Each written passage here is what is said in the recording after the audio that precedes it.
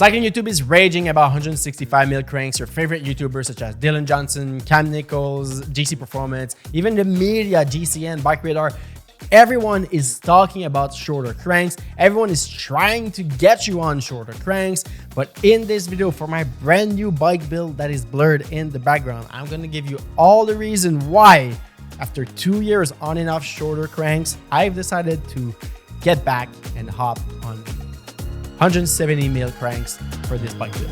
Let's get into it.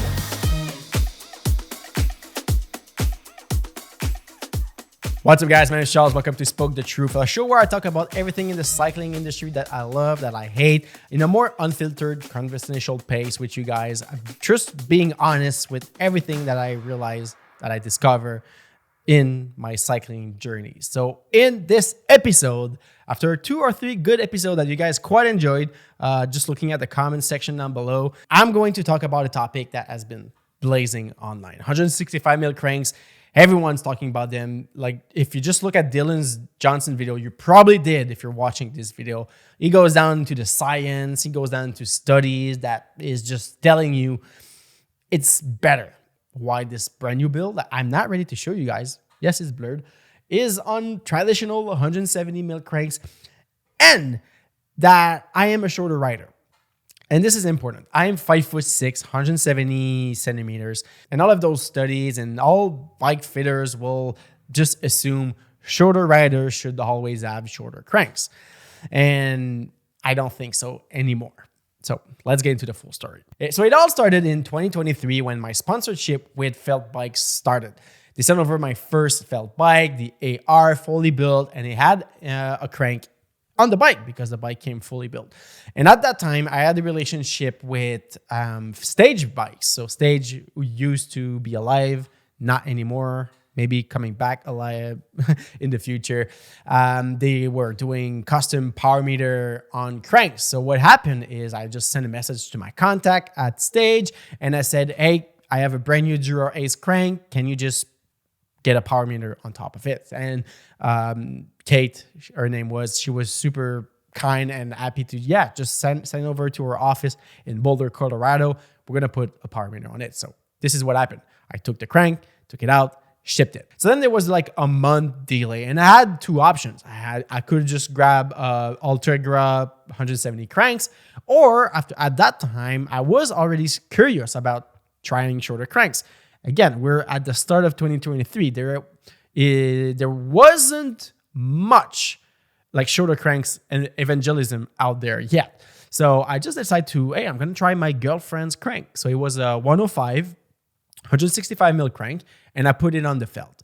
And at that time, it was the base season. We were in March and April, and all I was doing was Zone 2 endurance riding. And right away, when I put those shorter cranks, it just felt amazing.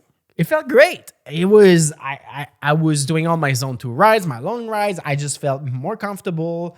And I'm not going to go into like the fully details of why. I think if you're watching this video, you know a bit more about shorter cranks. You've heard all the fluff and what everyone tells you about. But like, just like the saddle a bit higher means like the knee goes a bit less high. It's just better for the knees. The angle is better for the knees. It's better for the lower back. And I did feel the added comfort of shorter cranks. I went even to a training camp in Girona where I was doing like 25-hour weeks on the bike for 2 weeks in a row on those smaller cranks, and it was amazing. I loved it. So when I got back home after like a solid month or solid 2 months of base miles, that's where I started to do intervals riding. And right off the bat, riding intervals, I knew something was quite wrong. Something was just not right, and I just couldn't understand. I just felt like I had some difficulties to push my gear when I was going over 45 kilometers an hour. But initially, I just blamed it on, I'm just fresh off the base mile season. I need to just do more intervals, and then my strength is going to come back. And then it sort of never come back. Every time I was either like riding a pace line or with my friends, every time the speeds were higher, let's say 45, 47 kilometers an hour, 51 when there's tailwind, I just had this feeling of it felt labored. That's the simple term. It just felt difficult. So the racing season was about to start. I got my stage crank back. I put it on and then started to ride again. And then everything was normal. Everything was just right.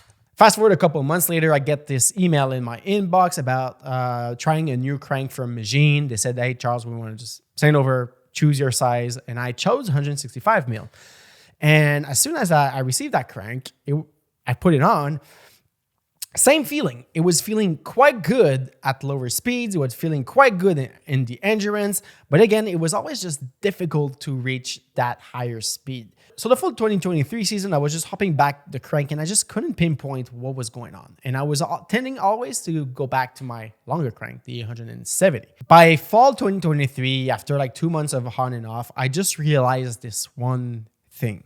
Every time I was on the 11th teeth at the back, the 12th teeth or the 13th teeth, that's where I realized that it was always just muscular labor pushing that gear when usually it wasn't. So it all comes down to the physics of smaller cranks, smaller leverage, more difficult to produce that power output. And usually that is compensated with an higher cadence. So basically you have less power. So then if you increase your cadence by 5 or 10 RPM, you would technically match that same power output, but at an higher cadence.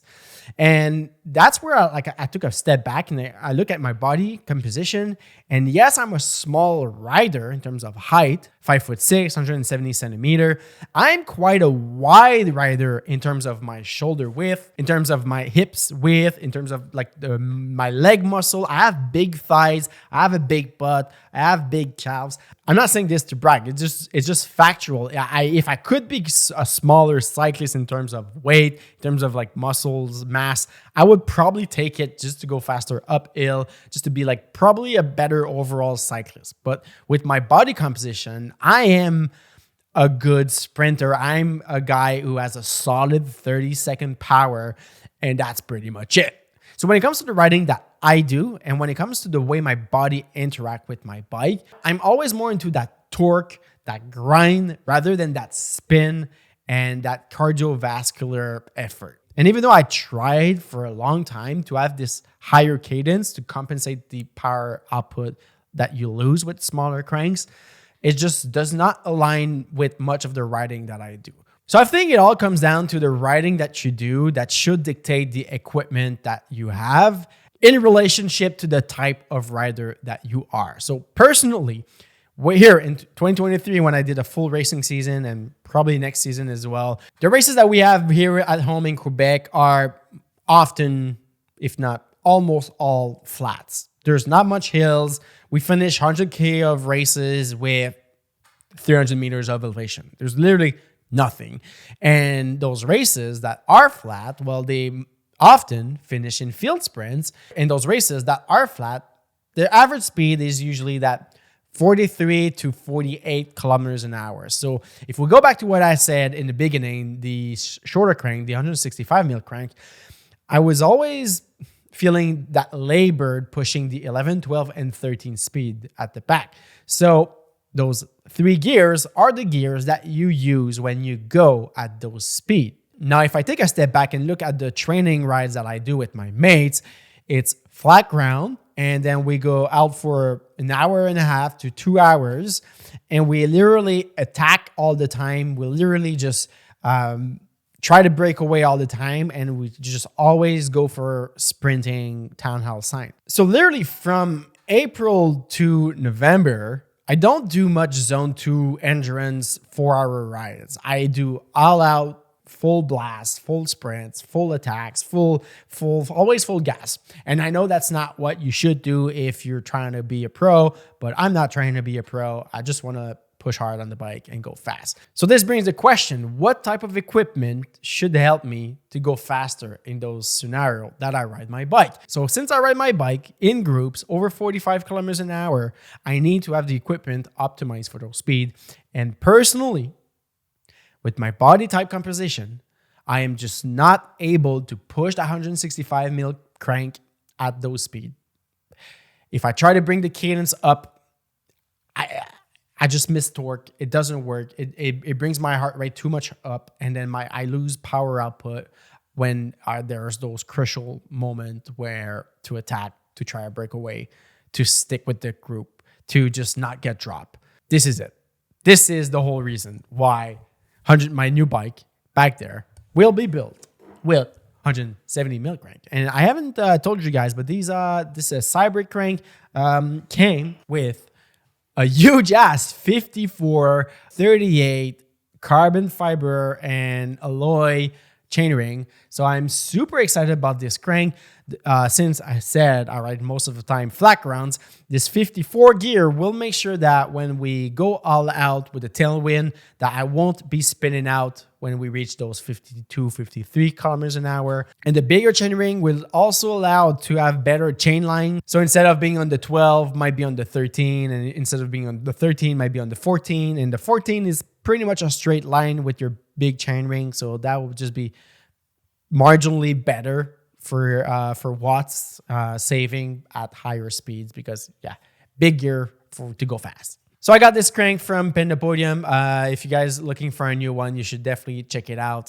It's so light. This is the lightest crankset I ever had, and it is the crankset that I decided to use for my brand new build that I am not ready yet to announce it.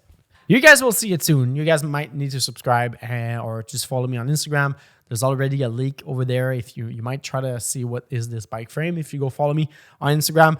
But this is it. I feel like there's not much to say. Even if I look at all the science, even if I listen to all the bike fitters that say a shorter rider should have shorter cranks, well, it's not always the case. You need to take a step back, look at your body composition, look at the type of riding that you do, and take the right equipment to optimize for your needs. And being more of a muscular cyclist, more of a guy that loves to torque rather than to spin, even though I know spinning might be better, but it's just my body does not work like that. I have muscle. I have a huge 30-second, 15-second sprint, and just smaller cranks does not work. Simply as that. So hopefully this is going to help you, convince you to maybe you're fine with your 170 mil cranks, but I think you should try it out. Maybe you're going to love it. Maybe you will fall in love. Maybe you will love the fact that you will raise your saddle. It will allow you to be a bit more aero at the front. It will allow your knees to be a bit less strained on them. There's a bunch of like tiny little advantages like that. But as mentioned, it does not work for me. Buying a new crank, then it could be expensive. The budget cranks on Panda Podium, $300-400. Mainstream cranks, $500-600. And then if you add a power meter on top of that, now you're like over $1,000. So do you want to spend $1,000 for something that might not work for you? Just Pogacar riding 165 mil cranks? Like, not because he's doing it, that is going to work better for you. He's able to sustain those higher cadence while keeping the heart rate down. And though his cleats position is different than a lot of people, but that breakdown is for another videos. That's it, guys. If you enjoyed this though, don't forget, leave a thumbs up, subscribe if you aren't already, leave a comment down below. Let's have a conversation. I try to respond to almost everyone. Let's have a discussion down there. Peace.